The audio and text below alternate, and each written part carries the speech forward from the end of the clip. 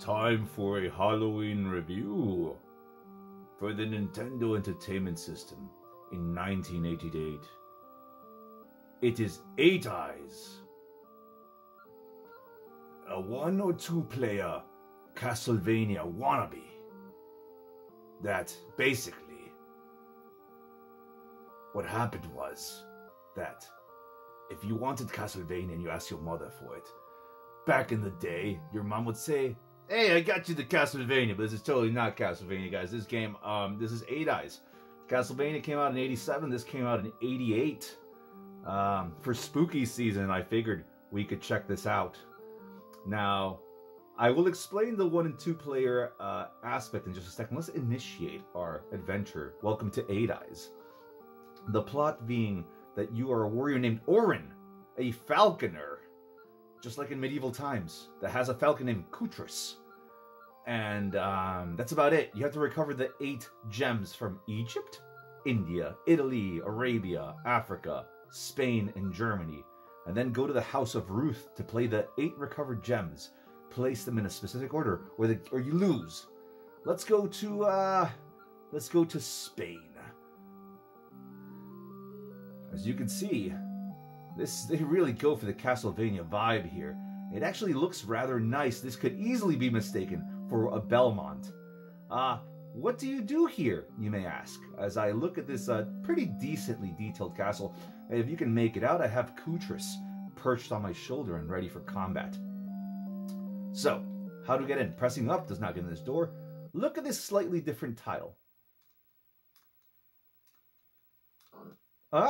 It's a switch with really terrible hit detection. Let's venture forth, shall we? Okay. This is the meat and potatoes of the combat, ladies and gents. But before we get into that, let's keep looking at these environments and this music. I think that this is the strong point of Eight Eyes.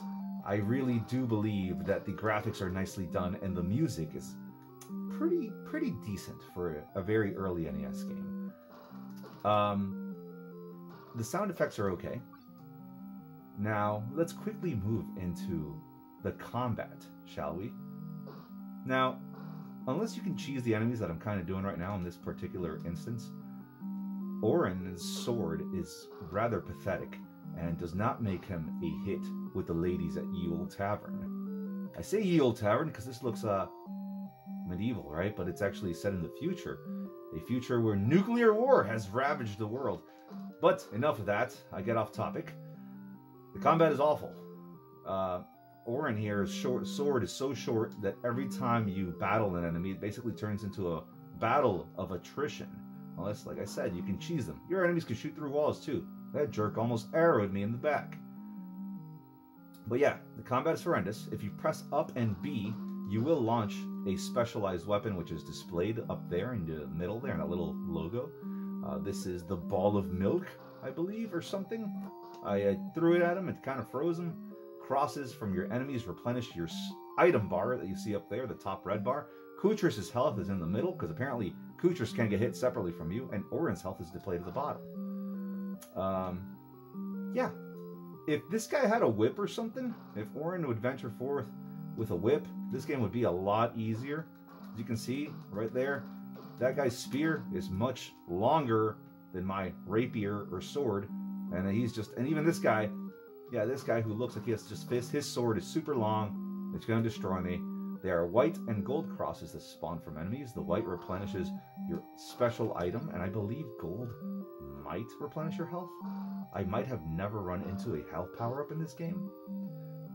Orin's sprite is rather large, like in Castlevania, and it makes it rather difficult to attack anything. Now, the game can be confusing also, because you would think this is a pit, but no, you have to drop down to access another part of the castle. It's not very intuitive, honestly. This guy's axe, amazingly, did not hit me before I hit him. And there I am, caught in a disaster of flying daggers, because why not? Now, apparently, as far as the rest of the gameplay goes, that guy's foot is probably has more reach than my sword. And I can't even hurt this guy. Orin is dead. let's go to a different level while I keep talking to you guys and telling you what this game is all about. Let's go to Italy. Ah, much better hit detection on that switch. So yeah, apparently there's a 2-player mode where you can control, the second player can control Kutris, and makes the game a lot easier. But I'd be hard-pressed to find anyone that wants to play this game with me at any point. Yeah, it's just the controls are rather awful. Later on, there are some crazy jumps that you have to make that this guy can barely make, honestly, because his jump is awful. I don't think he cannot change direction in mid-jump, much like in Castlevania. I believe this man went to the school of the Belmonts for movement for the early games. And going up and down ladders is even a chore. You have to be right on top of it and press down. No diagonal movement. And just hope that everything works out. Pray for the best.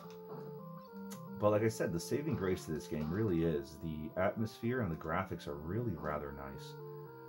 I don't know much about Eight Eyes. I don't know if this obviously did not spawn a sequel to my knowledge. It was kind of a one-off, and I can imagine that for the spooky season, since there are skellies, which we haven't seen yet, but look, a floating skelly, so that's spooky. If you were a child back in 87, or 88 actually, this game had just come out, you would be easily fooled into thinking this was a Castlevania type game.